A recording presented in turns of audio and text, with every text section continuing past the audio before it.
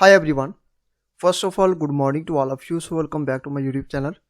आज के इस वीडियो में हम बात करेंगे फंडामेंटल ड्यूटीज़ के बारे में। काफ़ी इंपॉर्टेंट वीडियो रहेगा फ्रेंड्स। मैं आपको बता दूं, अगर फंडामेंटल ड्यूटीज़ की बात की जाए तो जेकेएसएसबी की तरफ से जो एग्ज़ाम कंडक्ट किया जाएगा बीएलडब्ल्यू का, उसमें आपको एक पर्टिकुलर टॉपिक देखने को मिलेगा, फंडामेंटल ड्यूटीज़। अगर बात करें इंडियन कॉन्स्टिट्यूशन के, अगर बात करें वहाँ पे बेसिक फीचर्स के ऊपर आपको एक टॉपिक दिया गया है, उसके ऊपर डीपीएसपी, देन आपका fundamental duties and fundamental rights. इसमें आपको जो टॉपिक रहेगा फंडामेंटल ड्यूटीज़, इतना लेंथी नहीं है, एक छोटा सा और स्मॉल सा टॉपिक आपको देखने को मिलेगा। साथ साथ में आपको थोड़े से कुछ एक पॉइंट्स में आपको याद रखने पड़ेंगे जो कि एग्जाम में उसी से क्वेश्चन पूछे जाएंगे। फंडामेंटल ड्यूटीज़ को हम डिस्कस करते हैं। इस वीडियो को स्टार्टिंग से लेकर अंत तक जरूर देखिएगा। अगर आप फर्स्ट टाइम इस यूट्यूब चैनल पर विजिट कर रहे हैं तो लाइक कीजिए इस वीडियो को और सब्सक्राइब कीजिए हमारे यूट्यूब चैनल को। Let's get started. सबसे पहले बात करेंगे फंडामेंटल ड्यूटीज़ है क्या। फंडामेंटल ड्यूटी जो है डिफाइंड एज अ मॉरल, एक मॉरल ऑब्लिगेशन है सभी सिटीजन्स के लिए, जिससे क्या होता है, to help promote a spirit of patriotism and to uphold the unity of India. Simply see जहाँ पे फंडामेंटल ड्यूटीज़ का यही मीनिंग है, ये एक मॉरल ऑब्लिगेशन है उन सभी सिटीजन्स के लिए। इससे क्या होता है, इससे स्पिरिट ऑफ पेट्रियटिज्म जो है प्रमोट होती है और यूनिटी जो है इंडिया में, उसमें वो यूनिटी जो है वो बनती है, ठीक है, अपहोल्ड होती है the unity of India. Simply से इसकी डेफिनेशन आप देख सकते हैं। अब यहाँ पे सबसे पहले हम बात करेंगे फंडामेंटल ड्यूटी से पहले स्वर्ण सिंह कमेटी की रिकमेंडेशन के ऊपर हम बात करेंगे। स्वर्ण सिंह कमेटी की रिकमेंडेशन क्या थी। 1976 को क्या होता है, कांग्रेस पार्टी ने एक सेटअप की एक कमेटी जिसका नाम था सरदार स्वर्ण सिंह कमेटी, ताकि रिकमेंडेशन दी जा सके अबाउट फंडामेंटल ड्यूटीज और उसकी जो नीड और नेसेसिटी है which was felt during the operation of internal emergency. और इसकी जो अगर बात करें इसकी नेसेसिटी और नीड को, अगर इसको कब महसूस किया गया, इसको महसूस किया गया जब इंडिया के अंदर इंटरनल एमरजेंसी लगी थी। मैंने आपको बताया था कि इंडिया में नेशनल एमरजेंसी 3 बार लगी है, 1962 के अंदर एमरजेंसी लगी थी, 1971 के अंदर लगी थी और 1975 के अंदर ये एमरजेंसी लगी थी। ये इंटरनल एमरजेंसी थी, ठीक है। नेशनल एमरजेंसी आर्टिकल 352 के अंदर आपको देखने को मिलेगा। और बात करेंगे जहाँ पे 1976 के अंदर कांग्रेस पार्टी के द्वारा ये कमेटी जो बनाई गई थी, सरदार स्वर्ण सिंह कमेटी, ताकि रिकमेंडेशन के लिए दी जा सके अबाउट फंडामेंटल ड्यूटीज़ और उसकी जो नीड और नेसेसिटी को फेल्ट किया गया ऑपरेशन के दौरान, यानी कि जब इंटरनल एमरजेंसी इंडिया के अंदर लगी थी 1975 और 77 के बीच। उसके बाद बात करेंगे जो कमेटी ने क्या रिकमेंड किया, inclusion of A separate chapter of fundamental duties in the constitution. इनके द्वारा जो रिकमेंडेशन दी गई, उनके द्वारा ये बताया गया कि एक सेपरेट चैप्टर को इंक्लूड किया जाना चाहिए fundamental duties on in the Indian constitution. फिर बात करेंगे जहाँ पे स्ट्रेस दिया गया कि जो सिटीजन है should become conscious that in addition to the enjoyment of, जहाँ पे एंजॉयमेंट ऑफ राइट्स कर सकते हैं, they also have certain duties to perform as well.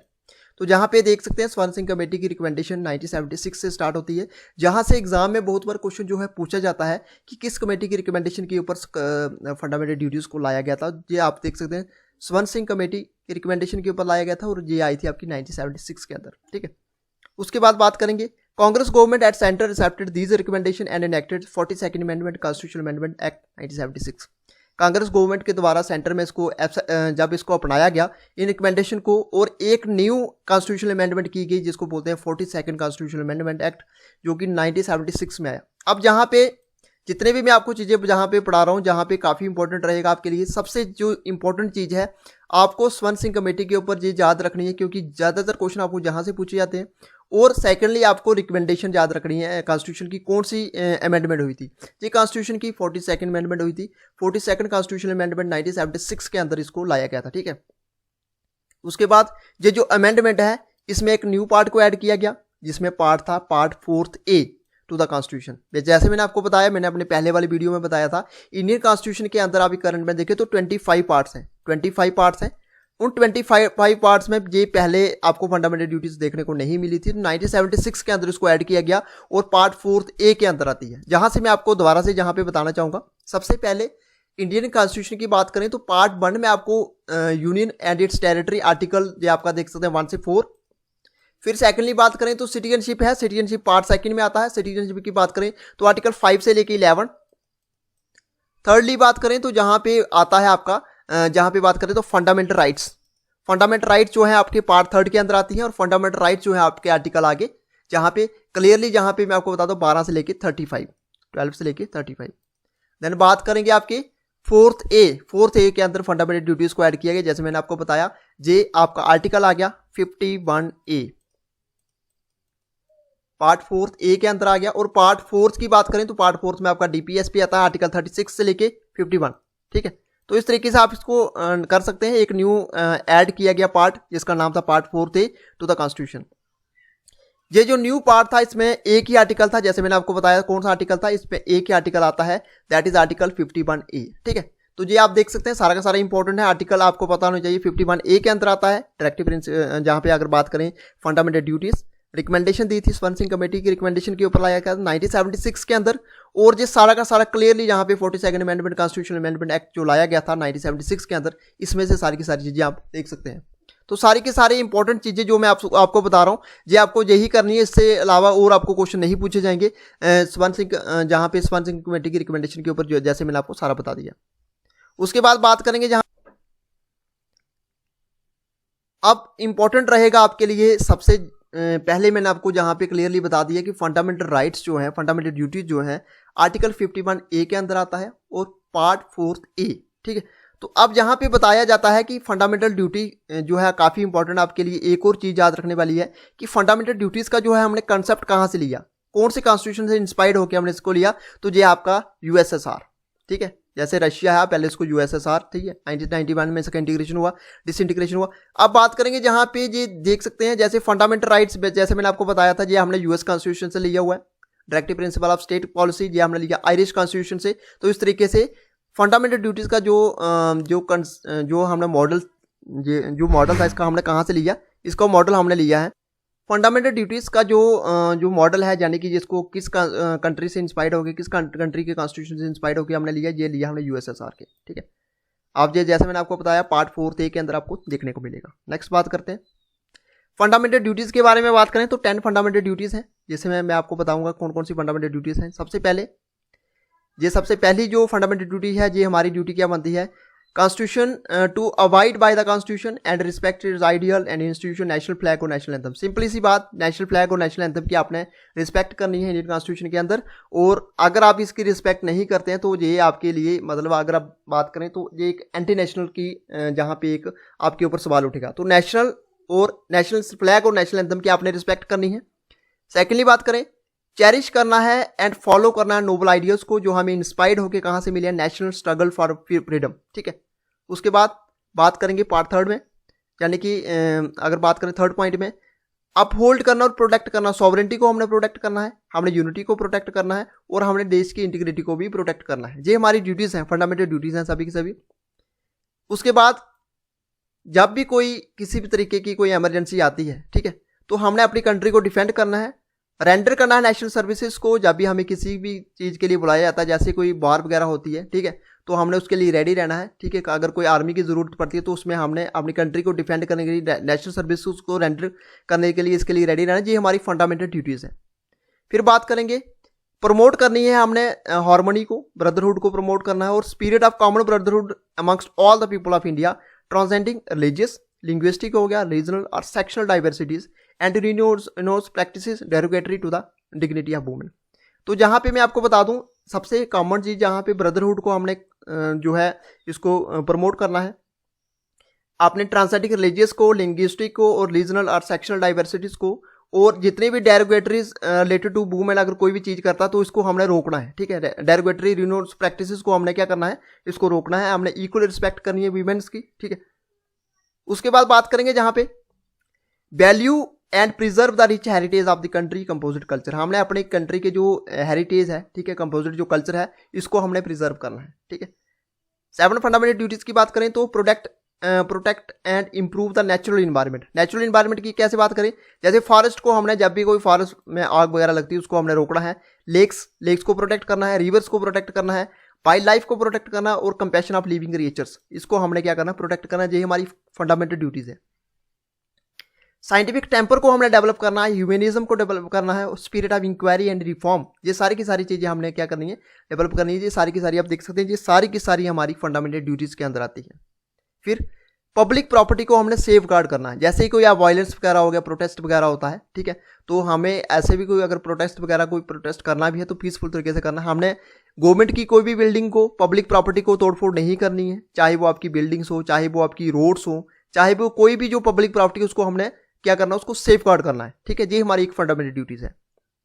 उसके बाद एक्सलेंस की तरफ जाना है, जितने to all spheres of individual और कलेक्टिव एक्टिविटी, सो दैट जिससे नेशन जो है कॉन्स्टेंटली अगर बात करें तो राइज हो सके हायर लेवल पे इंडेबियर एंड अचीवमेंट्स। ये सारी की सारी फंडामेंटल ड्यूटीज आपको देखने को मिलेगी। अब जहां से जितनी भी मैंने फंडामेंटल ड्यूटीज बताई हैं सारी की सारी इंपॉर्टेंट है, और सबसे ज्यादा मोस्ट इंपॉर्टेंट मैं आपको जहां पे बताना चाहूंगा, ये आप देख सकते हैं, अपॉर्चुनिटीज प्रोवाइड करना एजुकेशन की, जितने भी चाइल्ड्स हैं, और वार्ड बिटवीन जितने भी बच्चों की एज 6 से लेके 14 ईयर है, उन सबको हमने क्या करना है, इक्वल अपॉर्चुनिटी प्रोवाइड करनी है रिलेटेड टू एजुकेशन, यानी कि उनको एजुकेशन प्रोवाइड करनी है। ये जो ड्यूटी थी ये आपकी 86th कॉन्स्टिट्यूशनल अमेंडमेंट एक्ट 2002 के अंदर इसको लाया गया। ये आप देख सकते हैं, काफी इंपॉर्टेंट है। जितने भी मैं आपको पॉइंट्स यहाँ पे बता रहा हूँ सारे के सारे इंपॉर्टेंट आपको देखने को मिलेंगे। और ये 86 कॉन्स्टिट्यूशनल अमेंडमेंट एक्ट जो लाया गया था 2002 के अंदर, इसमें से एक और ड्यूटीज को ऐड किया गया, जिसमें क्या है, अपॉर्चुनिटीज प्रोवाइड करना है एजुकेशन की टू हिज चाइल्ड और ward between age 6 to 14 year. ये आप देख सकते हैं, काफी इंपॉर्टेंट है। जितने भी पॉइंट्स मैंने आपको बताए हैं, आपको पार्ट के बारे में ज्यादा होना चाहिए, आपको आर्टिकल्स के बारे में पता नहीं चाहिए, आपको कौन सी कमेटी की रिकमेंडेशन के ऊपर फंडामेंटल ड्यूटीज को लाया गया उसके बारे में, कौन सी अमेंडमेंट के अंदर इसको लाया गया उसके बारे में, कौन से कॉन्स्टिट्यूशन से, कौन सी कंट्री के कॉन्स्टिट्यूशन से इसको हमने बॉरोड किया गया है, ये आपका यूएसएसआर आ गया। और 86 कॉन्स्टिट्यूशनल अमेंडमेंट के अंदर एक और अगर ड्यूटीज को ऐड किया गया, उसका बात करेंगे तो उसमें इसमें अगर बात करें तो अपॉर्चुनिटी दी जाएगी बच्चों को 6 से लेके 14 ईयर। ये जो ड्यूटी थी इसको ऐड किया गया 86 कॉन्स्टिट्यूशनल अमेंडमेंट एक्ट 2002 के अंदर। अब सबसे इंपॉर्टेंट है फीचर्स की बात करें तो फीचर्स क्या है फंडामेंटल ड्यूटीज के। फीचर की बात करें तो ये आपका दोनों है, इसमें मॉरल भी है और सिविक ड्यूटीज भी हैं। अगर आप किसी नोबल आइडिया को चेरिश कर रहे हैं जो फ्रीडम स्ट्रगल से, फ्रॉम फ्रीडम स्ट्रगल, ये आपकी मॉरल ड्यूटीज के अंदर आ गया। और अगर आप कॉन्स्टिट्यूशन की रिस्पेक्ट कर रहे हैं, नेशनल फ्लैग की रिस्पेक्ट कर रहे हैं, एम्बलम की, ये आपकी सिविक ड्यूटी के अंदर आ गया, ठीक है। फिर बात करेंगे कुछ जो फंडामेंटल राइट्स जो हैं ये एक्सटेंडेड हैं फॉरनर से। जैसे मैं आप फंडामेंटल राइट्स के बारे में पढ़ेंगे तो मैं आपको वहाँ पे डिटेल में बताऊंगा। कुछ फंडामेंटल राइट जो है एक्सटेंडेड है फॉरनर से, फॉरनर तक एक्सटेंडेड है एज वेल एज एलियंस। अगर बात करें फंडामेंटल ड्यूटीज की, ये आपकी सिर्फ कन्फाइंड है कहाँ तक, इंडियन सिटीजनशिप के अंदर तक ही ये कन्फाइंड है, and do extend towards foreigner. उसके बाद बात करेंगे जैसे डायरेक्टिव प्रिंसिपल फंडामेंटल ड्यूटीज जो हैं ये आपकी नॉन इन्फोर्सेबल इन नेचर है। The government can not enforce legal sanction for their. अगर आप जितनी भी फंडामेंटल ड्यूटीज के बारे में मैंने आपको बताया है, अगर आप इसमें जहां पे आप देख सकते हैं जिस तरीके से मैं आपको बता रहा हूँ, फंडामेंटल राइट्स जो है एक्सटेंडेड है फॉरनर तक as well as aliens, but fundamental duties हैं जो है सिर्फ ओनली कन्फाइंड है इंडियन सिटीजन्स तक, ठीक है। एंड डू नॉट जहां पे लिखा हुआ है do not extend towards foreigners, ठीक है। उसके बाद बात करें directive principle fundamental duties are also non enforceable, ठीक है। अगर इसका कहीं भी वायलेशन होता है तो इसके ऊपर लीगल सैंक्शन नहीं है। अगर कोई भी इसका वायलेशन करता है, जहाँ आप ये काम जो आपके फंडामेंटल ड्यूटीज अगर आप इसको नहीं भी करते हैं तो ये एक लीगल सैंक्शन नहीं है, ये इसका अगर कोई वायलेशन होता है, ठीक है। अगर आप इसको नहीं भी करते हैं तो ये आपके ऊपर नहीं है, तो ये क्या है, एक नॉन इन्फोर्सेबल इन नेचर है। उसके बाद जो ड्यूटीज है essentially taken from the Indian tradition, mythology, उसके बाद रिलीजियस एंड प्रैक्टिसेस। एसेंशियली ये these are the duties that are the codification of task, ठीक है, integral to the Indian way of life. तो सारी की सारी फीचर्स आपने देख लिए। फंडामेंटल ड्यूटीज के बारे में मैंने आपको बता दिया, कौन सी कमेटी की रिकमेंडेशन के ऊपर इसको लाया गया, सारी की सारी इंपॉर्टेंट चीजें मैंने आपसे डिस्कस। आज का सबसे पहले हम जो इंपॉर्टेंट क्वेश्चन रहेगा ये रहेगा आपका, the constitution of India adopted fundamental duties from the constitution of. ये काफी इंपॉर्टेंट है, आप इस वीडियो को पास करके इसका राइट आंसर बता सकते हैं। सो काफी इंपॉर्टेंट क्वेश्चन, फर्स्ट क्वेश्चन जो है आपकी स्क्रीन पे देख सकते हैं, कौन से कॉन्स्टिट्यूशन से जो फंडामेंटल ड्यूटीज हैं हमने इंडियन कॉन्स्टिट्यूशन है इसको बॉरोड किया गया है। तो बात करेंगे ऑप्शन ए यूएसए के, जापान के, रशिया या ब्रिटेन। काफी इंपॉर्टेंट। सो राइट आंसर क्या रहेगा, राइट आंसर जहां पे रहेगा इसका ऑप्शन सी, रशिया के कॉन्स्टिट्यूशन से हमने क्या किया है, फंडामेंटल ड्यूटीज को लिया गया। जैसे यूएसएसआर मैंने आपको बोला था, यूएसएसआर जब डिसइंटीग्रेशन इसका हुआ था, फिर इसको डिफरेंट कंट्रीज में डिवाइड हो गया था, तो पहले इसको यूएसएसआर बोला जाता था, नो अभी क्या बोलते हैं इसको, रशिया। तो रशिया के कॉन्स्टिट्यूशन से हमने इसको लिया था। और the constitution of India adopted fundamental duties from the constitution of Russia. Question number second, when fundamental duties were added to the constitution of India. कब फंडामेंटल ड्यूटीज को इंडियन कॉन्स्टिट्यूशन के द्वारा इसको ऐड किया गया था, बात करेंगे इसमें ऑप्शन 1976, ऑप्शन बी 1965, 1970 या 1992। काफ़ी इंपॉर्टेंट, क्या रहेगा राइट आंसर? राइट आंसर रहेगा जहाँ पे 1976। 1976 यानी कि हमारा कॉन्स्टिट्यूशन 2 ईयर 11 मंथ और 18 डेज इसको लगे लिखने में। जब हमारा कॉन्स्टिट्यूशन केम इनटू इफेक्ट हुआ 26 जैन 1950, ठीक है। और हमारा कॉन्स्टिट्यूशन कब प्रिपेयर हो गया था? 26 नवंबर 1949, ठीक है। तो जब इस प्रिपेयर करने के बाद उस समय फंडामेंटल ड्यूटीज वहां पे ऐड नहीं थी, तो यानी कि फंडामेंटल ड्यूटीज को ऐड किया गया 1976 के अंदर, ठीक है। ये हम डिस्कस करेंगे कौन सी अमेंडमेंट में किया गया, ये आगे हम एमसीक्यूज करेंगे। तो फंडामेंटल ड्यूटीज को ऐड किया गया था कॉन्स्टिट्यूशन ऑफ इंडिया के द्वारा, ये किया गया था इसको, अगर बात करें 1976 के अंदर। Question number 3, at present how many fundamental duties are in the constitution of India. आप करंट में इंडिया में अगर बात करें तो कितनी फंडामेंटल ड्यूटीज है कॉन्स्टिट्यूशन ऑफ इंडिया के अंदर, कितनी फंडामेंटल ड्यूटीज आपको देखने को मिलेगी? ऑप्शन ए 6, ऑप्शन बी 7, 10 या 11। सो काफी इंपॉर्टेंट, राइट आंसर रहेगा जहां पे ऑप्शन डी 11। आपको जैसे मैंने बताया था कि 11 फंडामेंटल ड्यूटीज हैं हमारे इंडियन कॉन्स्टिट्यूशन में देखने को मिलेगी। इसमें 10 जो थी स्टार्टिंग में थी 1976 के अंदर 10 ऐड की गई थी, उसके बाद एक फंडामेंटल ड्यूटीज जो ऐड की गई थी वो मैंने आपको डिटेल में उसके बारे में बताया था। Question number 4, in the Indian constitution fundamental duties are given in which article. Indian constitution के अंदर फंडामेंटल ड्यूटीज कौन से आर्टिकल के अंदर दी गई है? ऑप्शन ए 12 से लेकर 35, option B 51A, option C 36 to 51, option D 19। तो ये मैं आपको बता दूं 12 से लेकर 35 तक ये आपके फंडामेंटल राइट्स के अंदर आता है, 36 टू 51 ये आपका डीपीएसपी के अंदर आता है, और 19 आर्टिकल भी आपका कहां पे आ गया? फंडामेंटल राइट के अंदर ही आता है। तो ऑप्शन बचा आपके पास 51A इसका राइट आंसर है। तो फंडामेंटल ड्यूटीज हमारे कौन से आर्टिकल में दी गई है? 51A आर्टिकल के अंदर। ये आप देख सकते हैं ऑप्शन बी रहेगा इसका right answer. Question number 5, equal pay for equal work has been ensured in the Indian constitution as one of them. अब बताना कि आपने कि इक्वल जो पे और इक्वल वर्क है ये कौन से कॉन्स्टिट्यूशन की किस में से ये मेंशन किया गया है? ये फंडामेंटल राइट्स के अंदर आता है, डीपीएसपी यानी कि directive principle of state policy, option C fundamental duties जहां इकोनॉमिक राइट के अंदर। काफी इंपॉर्टेंट, राइट आंसर रहेगा जहां पे ऑप्शन बी। ये डीपीएसपी के अंदर आता है, directive principle of state policy के अंदर 36 से लेके 51। पार्ट 4th में आपको देखने को मिलेगा डीपीएसपी, ठीक है। पार्ट 3rd में आपको फंडामेंटल राइट, पार्ट 4th ए में आपको देखने को मिलेगा फंडामेंटल ड्यूटीज, पार्ट 4th ए, ठीक है। सेकंड में आपको देखने को मिलेगा सिटीजनशिप, इस तरीके से आप इसको देख सकते हैं। यूनियन एंड टेरिटरीज ये आपका आ गया पार्ट 1। तो टोटल 25 पार्ट्स आपको इंडियन कॉन्स्टिट्यूशन के अंदर देखने को मिलेंगे। तो ये सारा का सारा आप देख सकते हैं डीपीएसपी पार्ट 4 के अंदर आता है, और जहां पे ये ऑप्शन बी इसका राइट आंसर रहेगा, equal pay for equal work की बात की गई है डीपीएसपी के अंदर, यानी कि directive principle of state policy के अंदर। नेक्स्ट बात करेंगे question number 6, 42nd amendment act as incorporated in the constitution of India as new chapter on. 42nd amendment के अंदर आपको पता होगा इसमें न्यू एक चैप्टर ऐड किया गया था।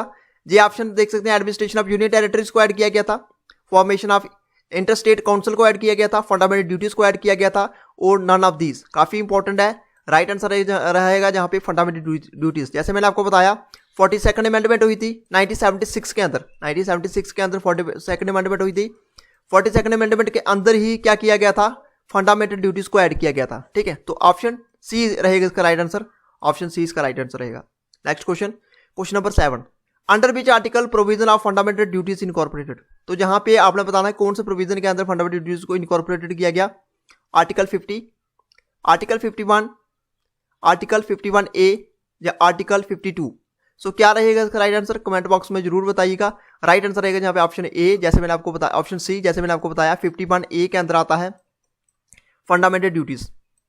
Next question, question number 8, in which part fundamental duties have been incorporated. Fundamental duties कौन से पार्ट के अंदर आपको देखने को मिलेगी? जैसे मैंने आपको ऑलरेडी बता दिया है, पार्ट 3rd में, पार्ट 4th ए में, पार्ट 4th में या पार्ट 5th में। तो क्या रहेगा इसका राइट आंसर? राइट आंसर रहेगा जहां पे पार्ट 4th ए, पार्ट 4th ए के अंदर इसको ऐड किया गया था। 3rd किसके बारे में बताता है? 3rd आपका फंडामेंटल राइट के बारे में, 4th डीपीएसपी के बारे में, ठीक है। इस तरीके से आप इसको देख सकते हैं, काफी इंपॉर्टेंट है। Next question, question number 9, how many fundamental duties are being enforced. कितनी फंडामेंटल ड्यूटीज को इन्फोर्स किया गया था? ऑप्शन बात करेंगे, there are no provision in the constitution for direct enforcement nor any section to prevent their violation. The high court have been granted the power to enforce the fundamental duties. The supreme court has been granted the power to enforce of fundamental duties, जहाँ any of the courts में issue direction for enforcement of fundamental duties. तो right answer रहेगा जहाँ पे option A, यानी कि जहाँ पे कोई भी प्रोविजन नहीं है कॉन्स्टिट्यूशन में डायरेक्ट इन्फोर्समेंट, जहाँ कोई नार and section to prevent their violation. ठीक है, अगर वायलेशन होता है फंडामेंटल राइट का तो उसके लिए आप कोर्ट में जा सकते हैं आर्टिकल 32 के अंदर।